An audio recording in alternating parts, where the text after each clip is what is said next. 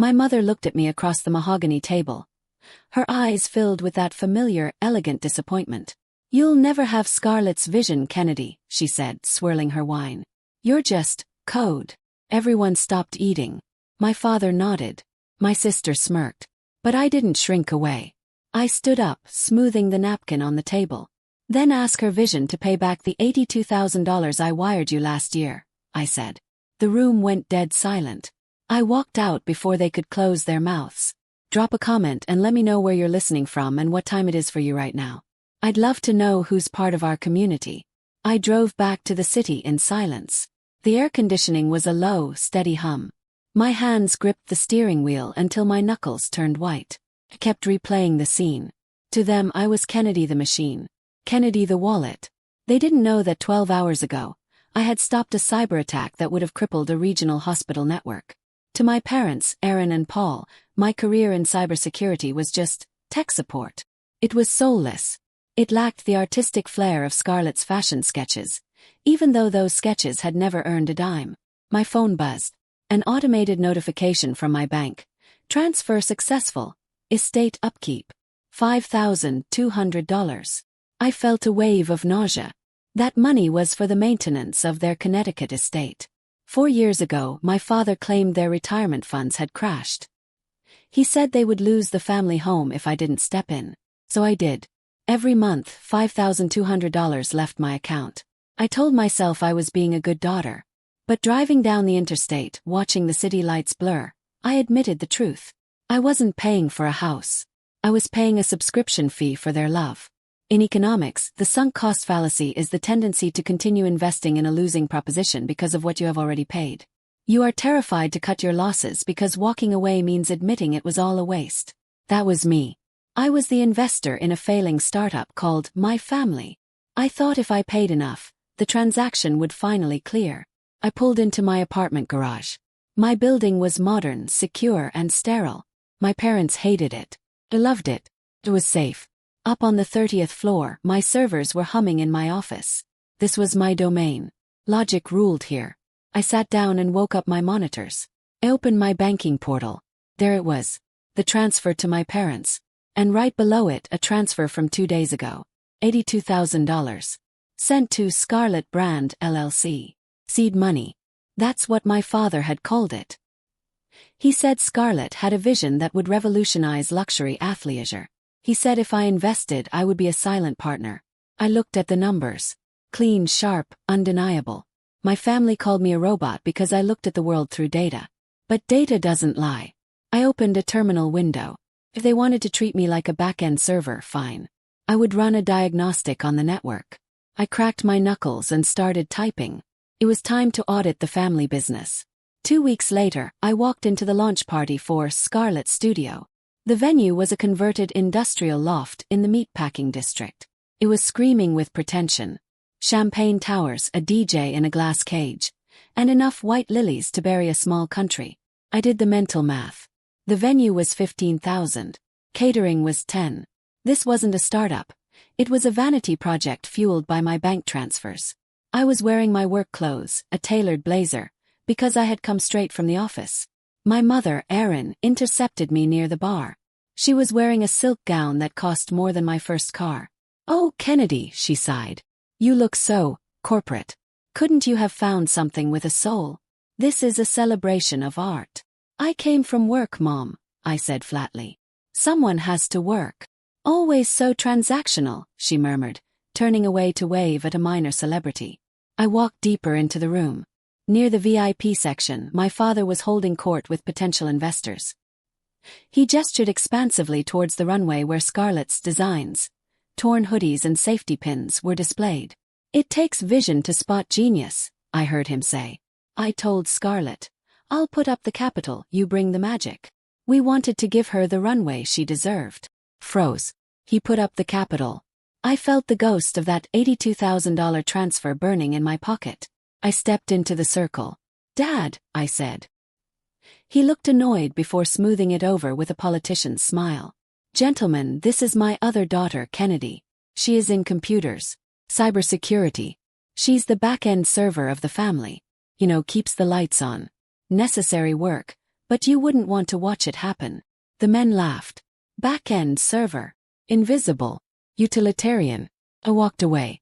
I found Scarlett near the DJ booth, holding a magnum of champagne. Scarlett, I said. We need to talk about the burn rate. You're over budget by 40%. She rolled her eyes. Kennedy, stop. You're vibrating with stress. It's ruining the aesthetic. The aesthetic costs money, I snapped. My money. And Dad is telling people he funded this. She laughed. Does it matter whose name is on the check? It's all family resources. You're so binary. You don't understand the nuance of luxury.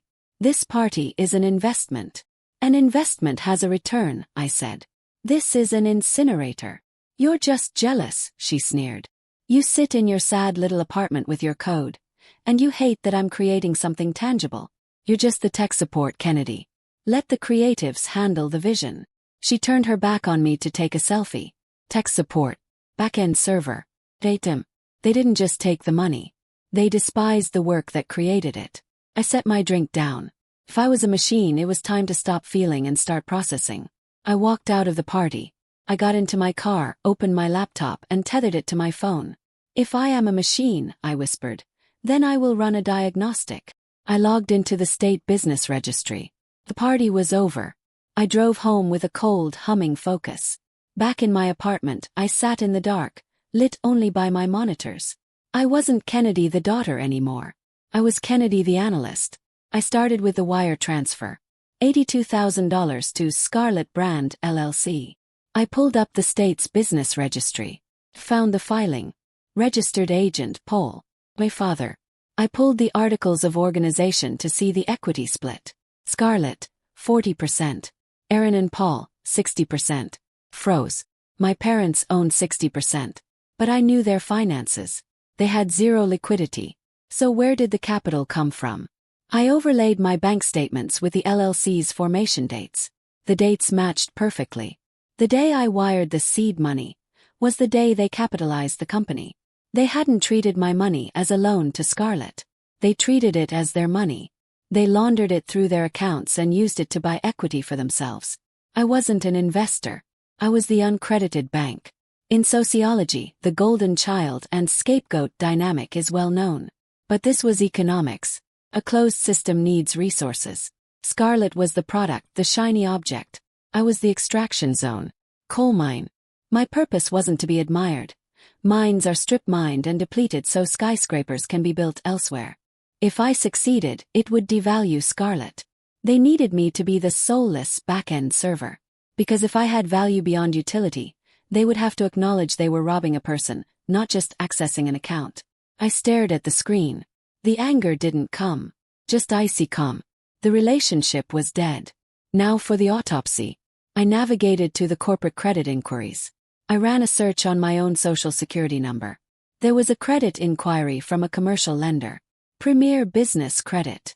Status. Approved. Amount. $200,000. Guarantor. Kennedy. I clicked the PDF of the application. There was my signature. Except I hadn't signed it. The loops were too wide. It was a forgery. They hadn't just stolen my cash. They had stolen my identity. They leveraged my perfect credit score to secure a massive line of credit for a business that was currently burning money on champagne towers. If Scarlett Studio failed, and it would, the bank wouldn't go after my parents. They had no assets. They would come for me. I looked at the signature again. That shaky Y. It looked like my mother's handwriting. I reached for my phone. It was 2 a.m. I called David, a forensic accountant I hadn't spoken to in 3 years. Kennedy, he answered groggily. Is the grid down? No, I said. But I have a breach. It's internal. My parents. David's office was a glass box suspended 40 floors above the city. At 8 a.m. he reviewed my printouts. It's a masterclass in stupidity, David said.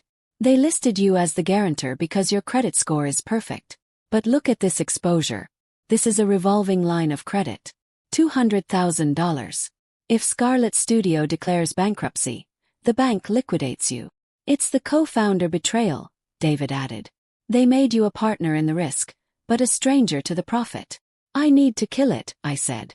Terminate the connection. If you report this, the bank will open a criminal investigation, David warned. Your parents could face federal charges. Wire fraud. Identity theft. This is a felony. I looked at the paperwork. I thought about the estate upkeep checks. I thought about my mother telling me to blend in, while wearing a dress bought with my stolen credit. Do it, I said. File the fraud report. Freeze the line of credit. I want the cards to stop working. I want the entire system to crash. David nodded and picked up his phone. I opened my laptop. I had one transfer scheduled for today. The estate upkeep. $5,200. For 4 years, I had been afraid to cancel this. Afraid of the silence. But now I realized silence was a feature. Blick. Scheduled transfer cancelled. 30 minutes later, my phone rang. My mother.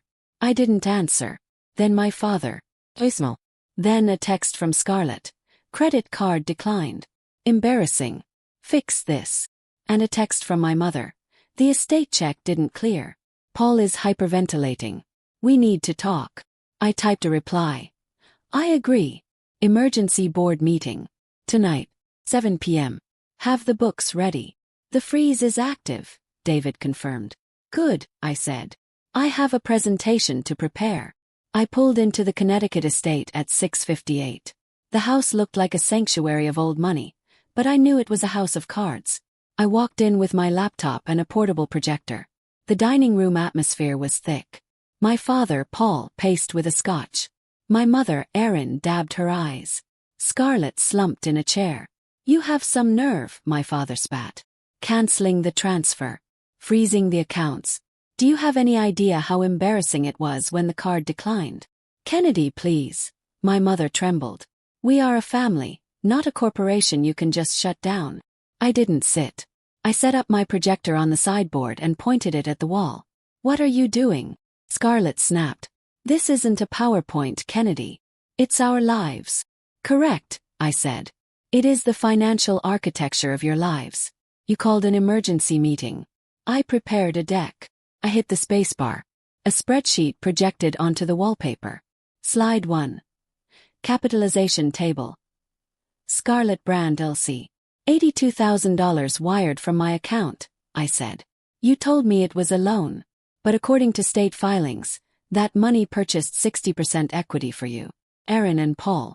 You took my capital, bought the company for yourselves, and left me with zero. In tech, we call that embezzlement.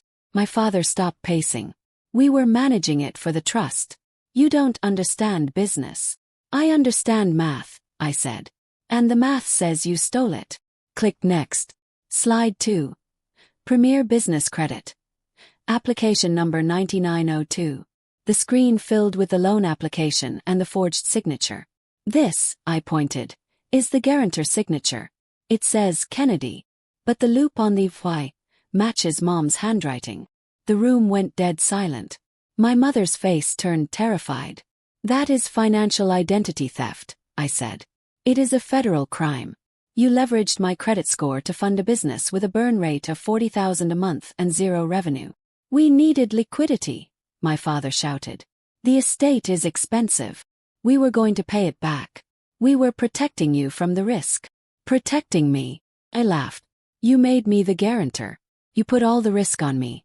If Scarlett fails, and the P&L statement says she has, the bank comes for my assets. Scarlett stood up. I haven't failed. You're just jealous. You're sabotaging me.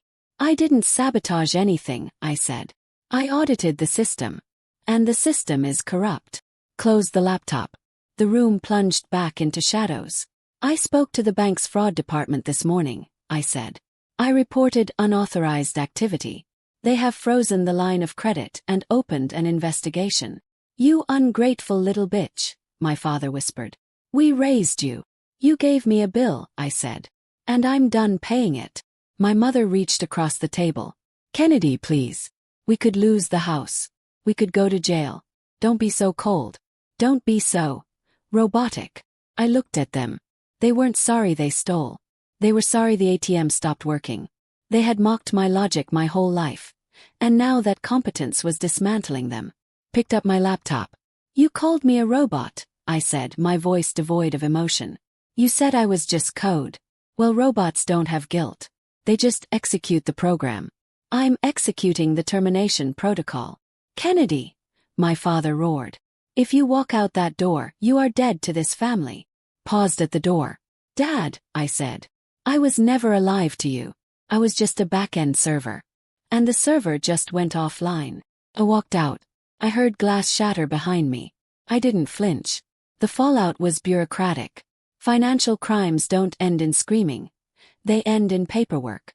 The bank's investigation took 3 months. Faced with evidence of forgery, the lenders offered my parents a choice: liquidation or prosecution. My father chose the quiet option. The estate sold below market value. The proceeds went to the bank. My parents moved into a 2-bedroom condo. They call it downsizing. I call it a market correction. Scarlett's brand dissolved within the quarter. Without the artificial cash flow, the business became insolvent. I haven't spoken to them since that night. I blocked their numbers and filtered their emails. People ask if I'm lonely. They think silence is empty. I'm sitting on my balcony now. It is 6 in the morning. I have a cup of black coffee. My phone is on the table. It isn't buzzing with demands. I open my banking app. The balance is growing. The estate upkeep drain is plugged. My resources are accumulating, building a fortress of security that belongs only to me. This silence isn't loneliness. It is the hum of a system running at optimal efficiency. It is the sound of a server scrubbed of malware. For years, I bought the lie that I was incomplete without them. I thought love was a subscription service. But the upgrade never comes. I realized that night in the dining room that I wasn't fighting for their love. I was fighting for survival. In the economy of self-preservation, you have to be ruthless. I take a sip of coffee. The sun is coming up over the East River. I don't need their validation to feel the warmth. I don't need their permission to exist. I am not a back-end server anymore. I am the architect. If you are the one writing checks for people who mock you, stop. Stop the transfer. Freeze the account. You are not a wallet. You are a person. And the most expensive thing you will ever buy is your own freedom. Stop the transaction.